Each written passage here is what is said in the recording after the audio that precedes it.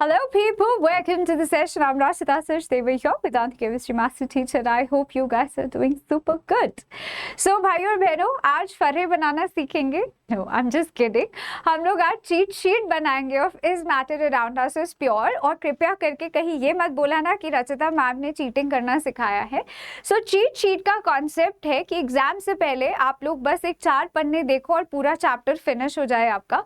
You don't have to sit with the entire book क्योंकि वहाँ पे टाइम काफ़ी जाता है एंड आप लोग के पास सिर्फ टाइम की ही कमी रहती है एग्जाम से पहले और आपको सब कुछ रिवाइज करना है. So in that case cheat sheets comes into picture. आप चीट शीट्स को दूसरे सब्जेक्ट्स के लिए भी बना सकते हो. You can have a look कि यहाँ पे हम लोग चीट शीट्स कैसे क्रिएट करते हैं and you can save a lot of time. Last में अगर आपको लगता है कि हाँ जी ये वाला कॉन्सेप्ट है जिस पे मुझे बैठने की ज़रूरत है and I have to give more time, मेरे को कॉन्फिडेंस नहीं आ रहा है, तो आप उतना टाइम बचा के किसी और टॉपिक को दे सकते हो and you can practice it more. So let's get ourselves started without any delay और देखते हैं बॉस कि हम लोग ने इस हफ्ते क्या क्या करा है. Let's have a look on schedule of a week. अगर आपने इनमें से कोई भी सेशन मिस करे हैं so do check it out क्योंकि बहुत बहुत इंपॉर्टेंट है. Atoms and molecules हम लोग ने फिनिश करा है NCERT का लाइन बाय लाइन. तो एक बार अगर आपने ये सेशन देख लिया you have completed this entire NCERT का चैप्टर. इसका मतलब आपको एग्जाम से पहले तक इसको छूने की जरूरत भी नहीं पड़ेगी because we have solved all sort of questions, in-text questions, exercise questions और उसके बाद 1 mark question हम लोग ने 9 बजे के सेशन में ले लिए. Cheat sheet is matter around us is pure that we are doing today and electronic configuration and valency in one go. एक शॉट में आपको ट्रिक के साथ if you want to understand कि इलेक्ट्रॉनिक कॉन्फ़िगरेशंस कैसे लिखते हैं, बैलेंसीज निकालने का तरीका क्या होता है और प्लस चार्ज माइनस चार्ज कैसे आता है. So all of those things I will be discussing in this Sunday वाला session. So without any delay, let's start. So guys, as cheat sheet के बारे में हम लोग बात करें तो हम लोग सब चीज़ें शॉर्ट में रखते हैं. चाहे आप फ्लो चार्ट्स बना लो, you can write some pointers also और एक एक एग्जाम्पल और अपने लिए हिंट छोड़ देते हैं. जैसे कि अगर हम लोग बात करें क्लासिफिकेशन ऑफ मैटर का डेफिनेशन बचपन से पढ़ते हुए आ रहे हो, so I don't think so you have to write that. Matter is something which occupies space and have mass. अभी यहाँ क्लासिफिकेशन ऑफ मैटर में आपने पढ़ा था प्योर सब्सटेंस और मिक्सचर्स या इम्प्योर सब्सटेंस. तो हमने बस लिख लिया है प्योर सब्सटेंस क्या होता है, उसका हमने एक छोटा सा हिंट लिख लिया कि बस यहाँ पे फिक्स्ड कॉम्पोजिशन रहता है और मिक्सचर्स के अंदर नो फिक्स कॉम्पोजिशन, मतलब हम लोग प्रपोर्शन फिक्स नहीं रखते इन केस ऑफ मिक्सचर्स.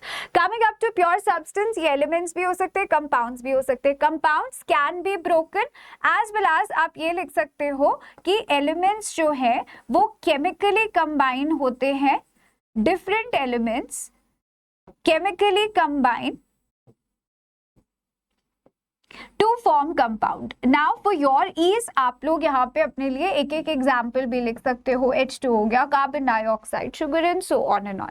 ऐसे ही हम लोग एलिमेंट्स पे आते हैं. एलिमेंट्स के केस में दे कांट बी ब्रोकन क्योंकि हमें पता है कि they are very simple form और इनको हम आगे ब्रेक नहीं कर सकते हैं, चाहे वो मेटल्स हो, नॉन मेटल्स हो या मेटेलॉइड्स हो. So these 3 are a part of elements only. इसमें भी आप एक एक एग्जाम्पल लिख लो. सोडियम लिख लो, गोल्ड लिख लो, सिल्वर लिख लो, hydrogen, oxygen, ozone, nitrogen and so on. And metalloids में आप लोग silicon, boron and so on. 1-2 examples लिख सकते हो just for your reference.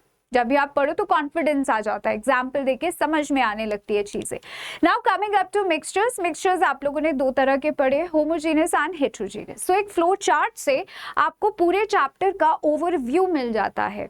Now in homogeneous आपने लिख लिया अपने लिए कि हाँ जी यूनिफॉर्म कॉम्पोजिशन होता है, इनके पार्टिकल साइज बहुत छोटे होते हैं, ट्रू सोल्यूशंस की कैटेगरी में आते हैं. ऐसे हेट्रोजेनियस के अंदर दे हैव 1 to 1000 नैनोमीटर का साइज, जिनमें हम कोलॉइड्स की बात कर रहे हैं. हेट्रो में सस्पेंशन भी आता है जहां पे particle size is big enough to be seen through our naked eyes.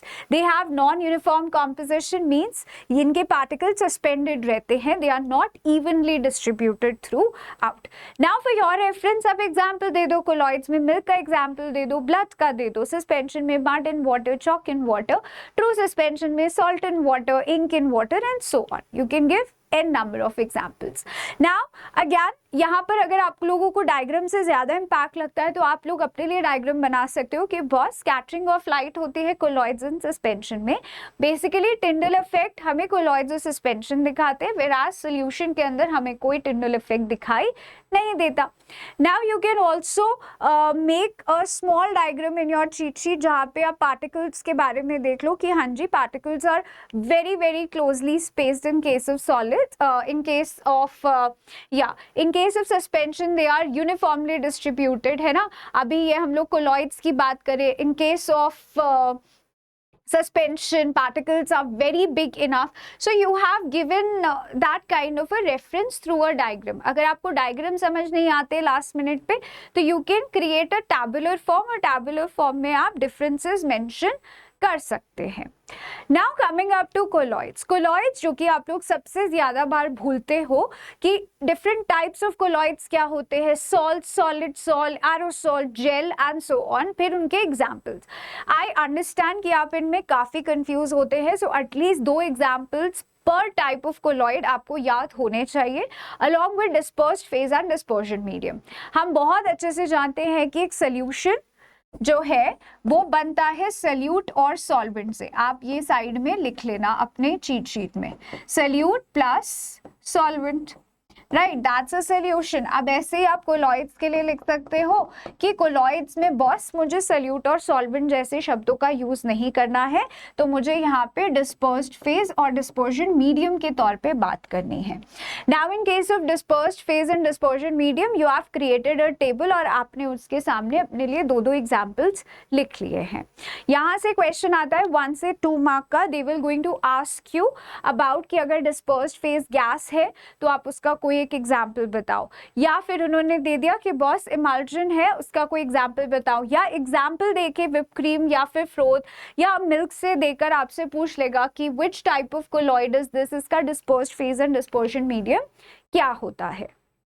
Now, coming to concentration of solution, which is also a part of this chapter, तो आप लोग concentration of solution के जितने भी formulas याद करे हैं, that you should write along with that। आप लोग definitions का एक एक line लिख लो कि saturated क्या होता है, unsaturated क्या होता है, dilute क्या होता है। तो अगर हम लोग saturated की बात करें मतलब no more solute can be dissolved, solute आगे डिसॉल्व नहीं होगा at a normal temperature.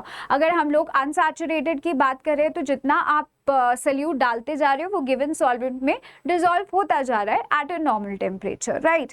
Now based upon methods of concentration, क्या क्या मेथड्स हम लोग यूज करते हैं for calculating concentration of solution, आप अपने लिए यहाँ पे फॉर्मूलाज लिख सकते हो, mass by mass percentage, mass by volume percentage, ऐसे ही वॉल्यूम बाय वॉल्यूम परसेंटेज भी लिख सकते हैं, ठीक है।